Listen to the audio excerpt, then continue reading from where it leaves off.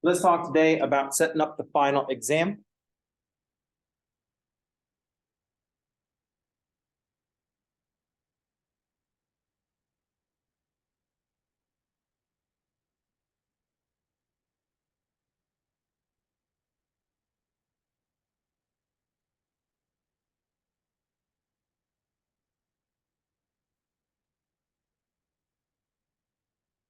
First thing to note, the final exam problems will be posted on Canvas in the quiz module.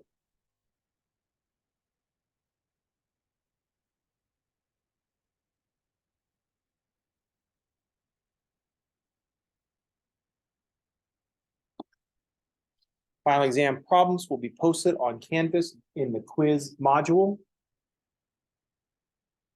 You will complete the problems on Canvas as you would the homework or any other quizzes.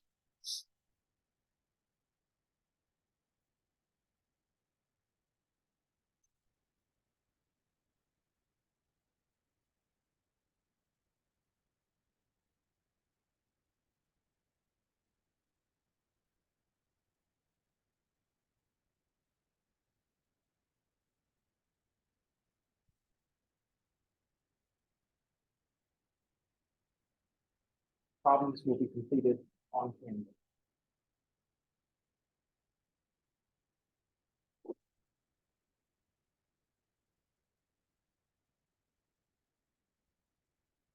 You will be given unlimited attempts on each problem.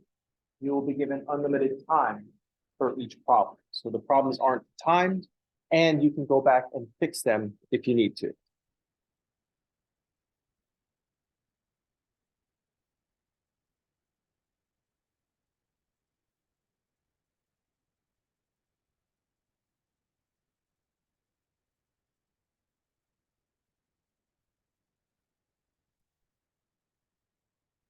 The normal caveat applies. We can't have infinite time. You have unlimited time per problem. This is just how we're going to describe it. This is up to the end of finals week.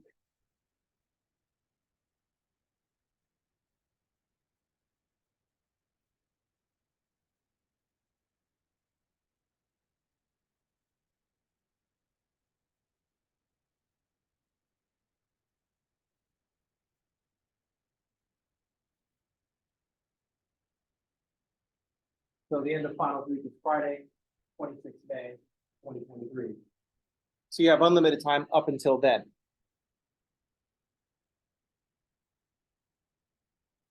You have an unlimited number of attempts.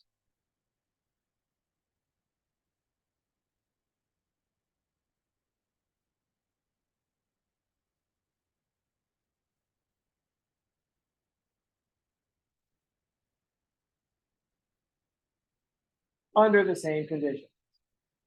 You have an unlimited number of attempts up until the end of finals week on 26th May.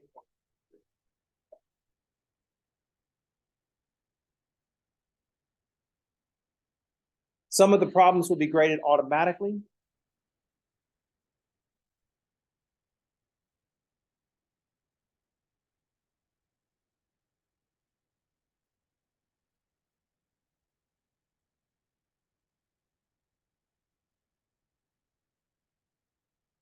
Well, by Canvas. So you'll know right away if you need to go back and fix it.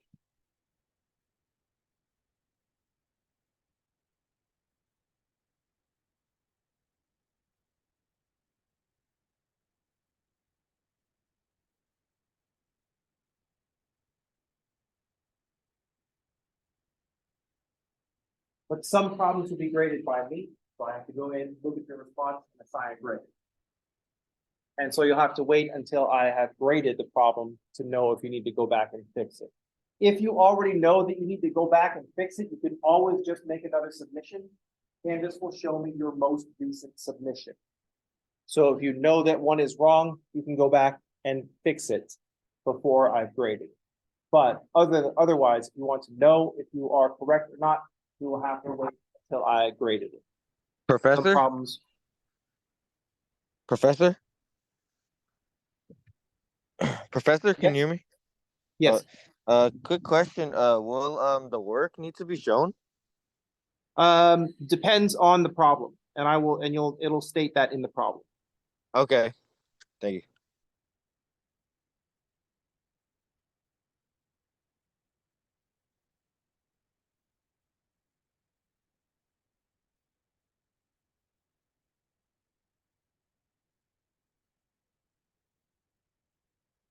Some of the problems will be graded immediately, but some of the problems will be graded by me, so you'll have to wait to see your score on a particular problem. I will establish a timeline of when I'm going to be grading. I haven't figured out what that schedule is going to look like yet.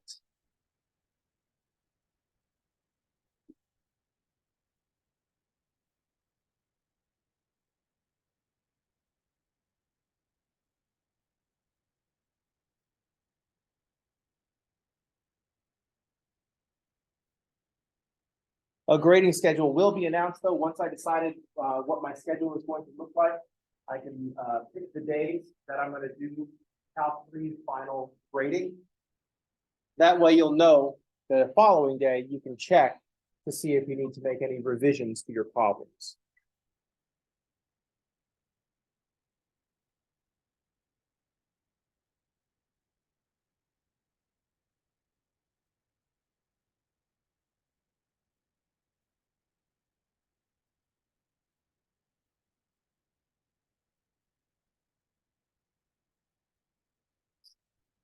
So a schedule will be announced, so you will know when you need to check for if you need to make revisions.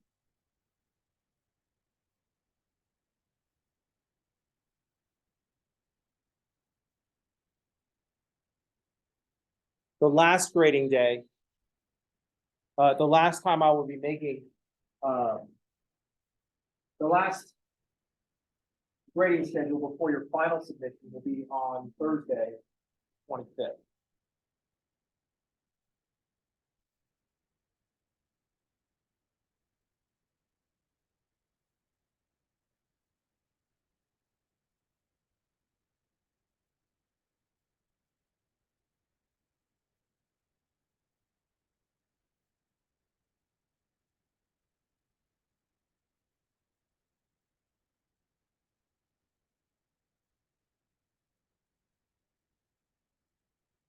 So,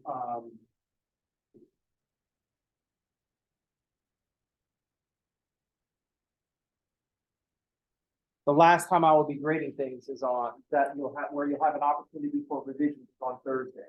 So Thursday, I'm gonna be grading during that day. So at the end of the day on Thursday, you'll have one last chance to put a final submission in. That is anything that you submit after Thursday, after I've logged off. So anything that you submit on Thursday evening or on Friday, that is your last submission.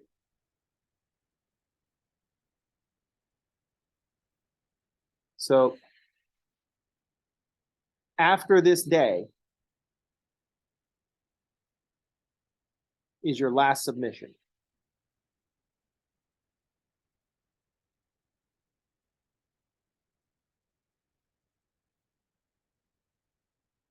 So that'll be the last thing that you get to submit. So you can't, if you submit something on Thursday, the 25th at 10 p.m., that is your final submission. I won't be checking it and giving you a chance to read it. Then at that point, the problems will close out on that Friday at 11:59 p.m. And I'll look at those again on Monday, at which point you won't have access to them anymore. To make revisions.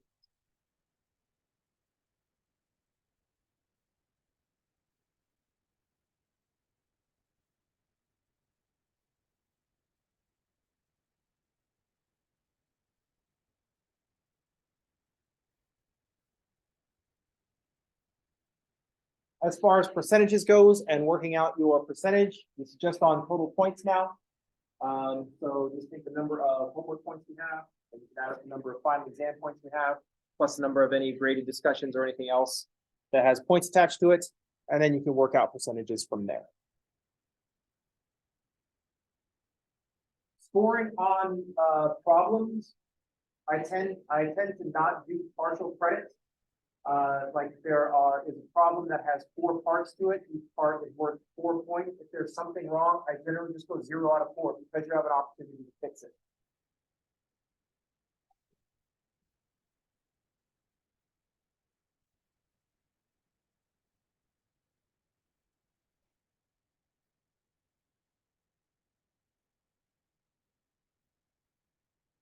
Any questions on final exam procedures?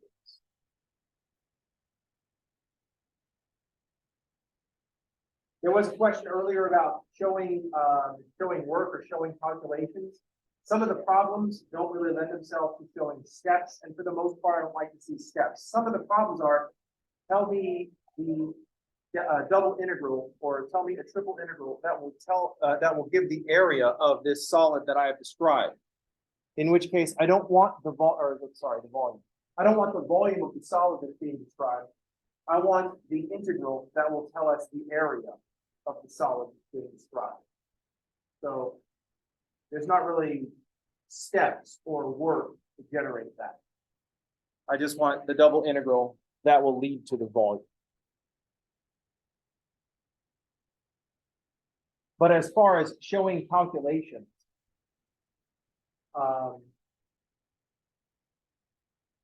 that doesn't come up very often. But if you're unsure about something, the more you write, the more I have to accept. So if you think something has gone wrong, you show me your work and say, where did I go wrong here? If all you're showing me is the answer and it's wrong, then I have no way to advise you.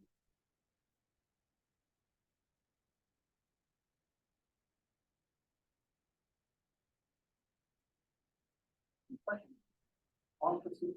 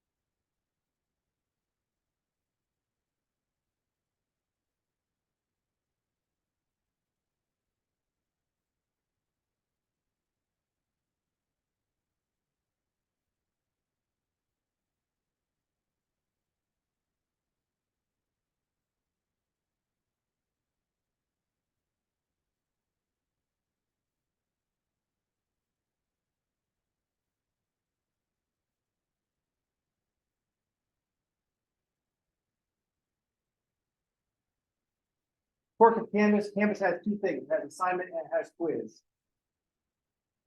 You write a test for Canvas, calls it a quiz. You write a final exam for Canvas, it'll call it a quiz. It just calls everything quiz. Quiz is much less threatening than final exam anyway. So the final exam problems will just be labeled as quizzes, but they are final exam problems. I assure you, I need one of those clerk's signs that says shoe polish on a bed sheet. These are final exam problems. I assure you. So that's just a quirk of Canvas. If you need to feel under more pressure, just print out a little sign that says final exam and tape it wherever it says quiz on your screen.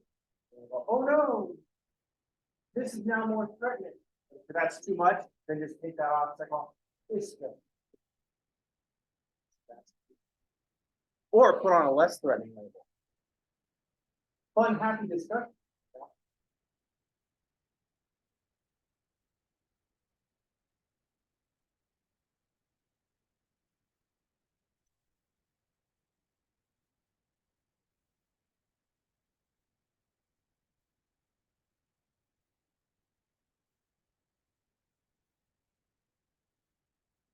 Let me explain why I do things this way.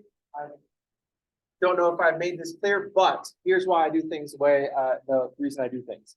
Number one, we can do more interesting problems if we have more than 2.5 hours to do those problems. A lot of times, if you want to do an interesting problem on a time-to-time exam, you kind of have to tell everybody what the problem is going to be.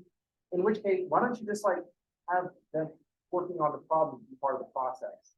Instead of everybody like rehearse the problem and then come in the final exam for the performance of the problem. Plus, there's a lot of artificial pressure in the performance of the problem, even if I tell you what the problem is. So I try to take out the stressful part, sitting in a room and trying to get through your performance, in 2.5 hours. When what I care about more is the work.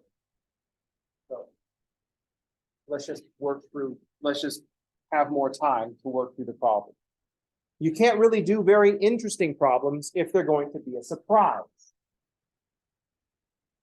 So if you're going to have a timed exam that covers a lot of stuff, like a multivariable calculus class might want to do, a lot of intense calculation have to be crammed into 2.5 hours. And that puts a lot of artificial pressure on getting things done.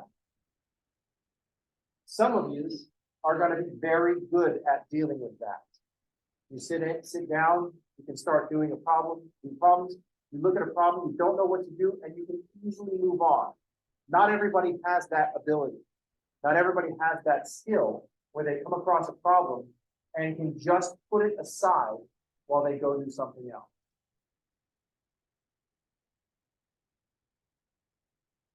So let's just take that part out. I know if that's your strength, then you feel cheated by this process, but you'll have to just find that challenge with another exam.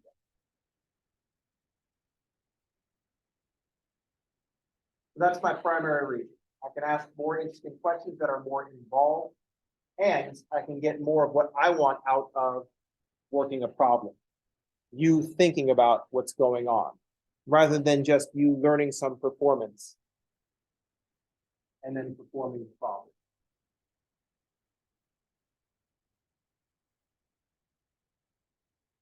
So this is how we're going to do final exam. This is why I do final exam this way. Questions? Comments? Any thoughts?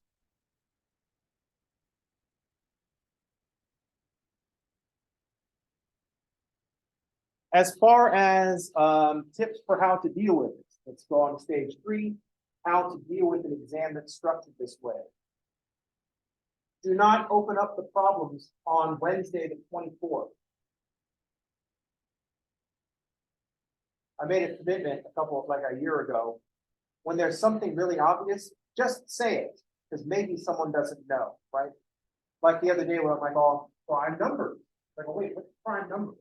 That's the ones that are only divisible by 1 and themselves. Never heard them called that before. Don't care how obvious something is, I'm just going to say it. Do not open these problems up on the 23rd or the 24th. If it starts with 2, don't. You have waited too long. Don't try to do all the problems all at once. I just said we're going to have a couple of weeks to work on the problem. Don't say, I'm going to work on these on Saturday, even if it's Saturday, this coming Saturday, or Saturday the 13th, whatever Saturday. So I'm just going to take care of it all on this day.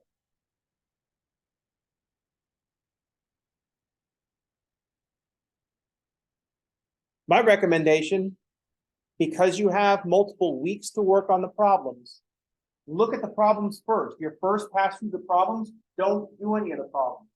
Just look at them, read them, see what's on the problem, what the problem is asking for, and just file that away. Look at all the problems, see what's involved, file that away. That way, your subconscious can work on the problems that are going to be easy. You'll subconsciously sort out which ones you want to deal with. Then you can start dealing with the problem. Spend less time each day rather than lots of time on one day. Think of doing math like exercise. You can't skip exercise all week and just work out for 8 straight hours on Saturday and make up for it. That's not how it works.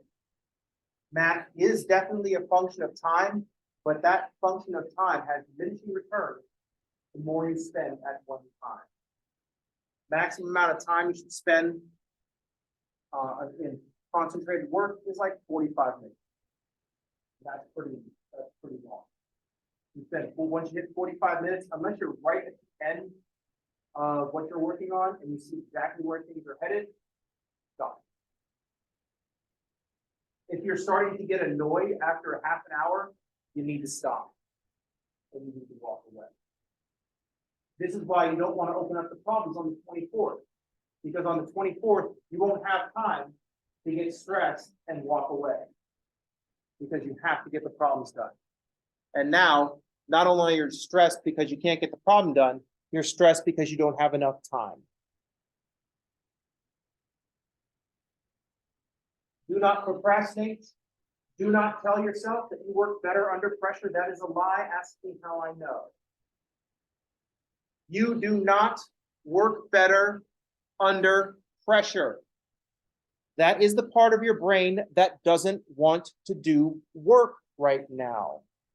That is the part of your brain that wants to go play Xbox right now. And well, I need the pressure to perform.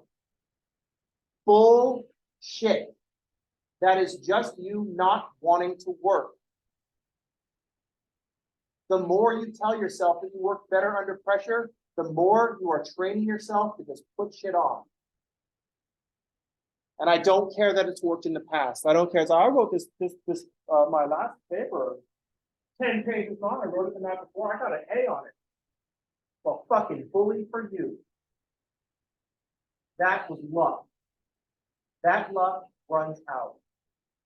And it would have still been a better paper if you had spent the time on it. You know what I mean? You don't work better under pressure, you can't multitask. Those are two things that we like to tell ourselves all the time. Oh, I need to multitask. I'm going to 7 things at one time.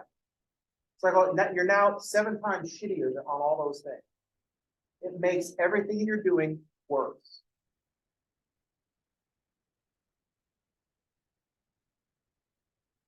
I know you've been rewarded in this behavior. This behavior has been reinforced in the past. And even if you got an A on that paper, it would have been a better paper.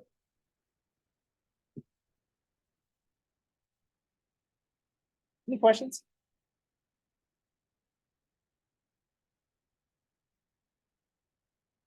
That was my college food strategy. Shop around for the class to shorten the least writing requirement.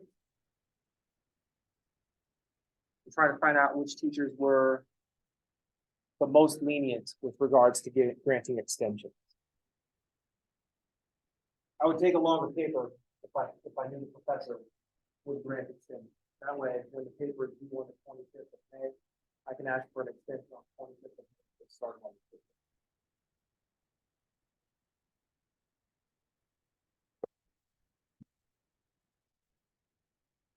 Any questions, comments, my remarks on final exam problems?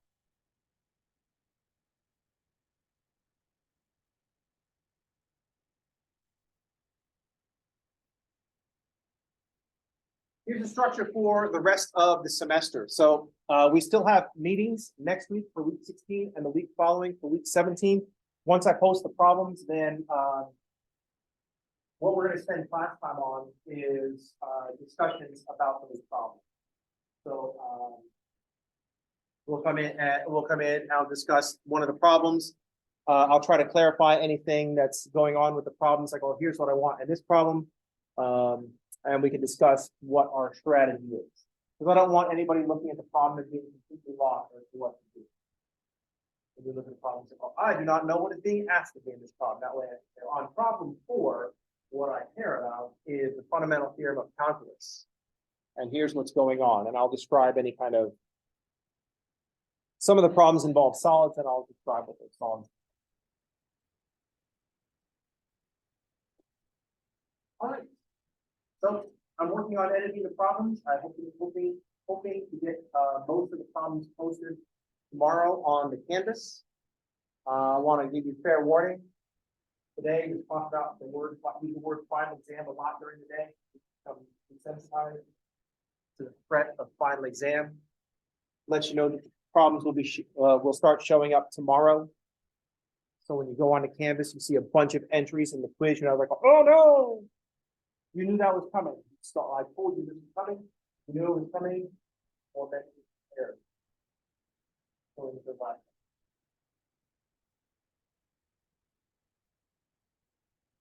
How's everybody? All right. That's gonna do it for today. I just wanted to talk about the final exam today. Edit the problems, get them posted, and then together we can work out all the things that I forgot to fix. And like, this problem's not letting me submit this stuff. This problem is marking me wrong, and I know that I am right. I'll have to go fix it. All right, that's gonna do it for today. That's gonna do it for this week. Everybody have a good weekend. I'll see you on Monday, and thanks for playing.